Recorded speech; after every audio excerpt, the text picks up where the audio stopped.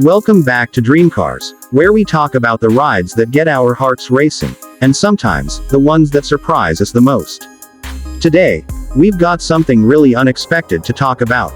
Something that might just blow your mind or make you nostalgic, or maybe even both. You guessed it. The legend is back. The 2025 Suzuki Marin is here, and yes, it's real. Now, I know what you're thinking. The Marin. Seriously. That old, boxy little car that refused to die for over 30 years. Yup. That's the one. But wait, hear me out. This isn't just a re-release of the same old thing. Suzuki has actually made some changes this time, and while it still holds onto its roots, the 2025 version feels like an actual car of the modern era. So buckle up, because we're taking a deep dive into this new reincarnation of a true Pakistani icon. First, let's talk about the design. If you've seen the older Marins, you know they didn't exactly scream style or innovation. They were more about function over form, and they were about as basic as a car could get. But the 2025 model actually shows that Suzuki's design team put in some real effort. It still has the small hatchback silhouette, but it looks sharper now, more refined. The front end has a redesigned grille with black accents and slim LED headlights that actually give it a bit of an attitude. There are even DRLs integrated into the front bumper, and they add a modern touch that makes it stand out in traffic. The body lines have been slightly updated to make the car look a little less like a cardboard box and more like a real urban compact. Plus, and this is a big deal for Marin fans, Suzuki has finally given it proper alloy wheels as standard on the top variant. No more those tiny silver hubcaps that fall off after hitting the first pothole. It's a subtle upgrade, but one that really changes how the car looks on the road. Moving to the rear, the taillights have been redesigned too. They're now LED, more angular, and actually look kind of cool. The Suzuki and Marin badging are embossed in chrome, and it's clear that the company is leaning into the nostalgia factor while also trying to modernize where it can. Overall, the new Marin keeps its iconic identity, but it's no longer stuck in the 90s. It looks like a car that belongs on the road in 2025, and honestly, I didn't think I'd ever say that about a Marin. Now, when you step inside the cabin, you'll really notice the difference. Gone are the days of rock-hard plastic everywhere and a dashboard that looked like it was designed in MS Paint. The new Marin comes with a completely revamped interior. The dashboard now has a dual-tone design, with a soft touch finish on the top half and matte black on the lower side. The center console houses a 7-inch touchscreen infotainment system that supports both Android Auto and Apple CarPlay. Yes, you heard that right. The Marin finally joins the modern world of connectivity. The instrument cluster has been updated too. You now get a semi-digital display with an analog speedometer and a digital readout for fuel, range, and trip info. It's basic, but it gets the job done and looks clean. The air conditioning vents are now circular and give off a bit of a sporty vibe, and the AC itself. It's actually pretty decent. It cools fast, runs quietly, and doesn't make you feel like you're driving with a fan from a 90s computer CPU. The seats have been reworked as well. While they're still manually adjustable, they're better padded and offer more support than the old bench-like cushions we used to get.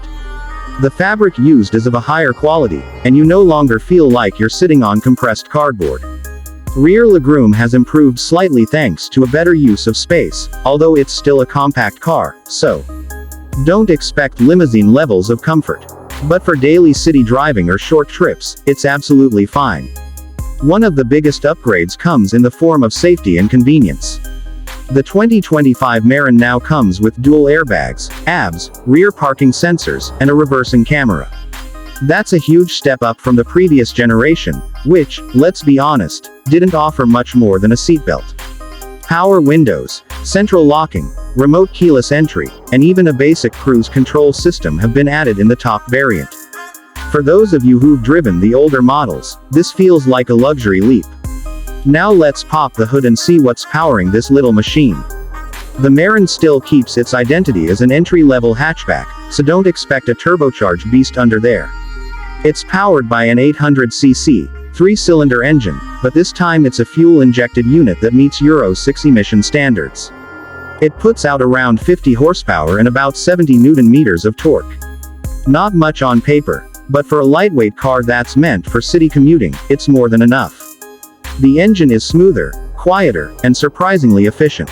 You can expect fuel economy figures of around 22 to 24 kilometers per liter, which makes it one of the most fuel-efficient cars available in its price range.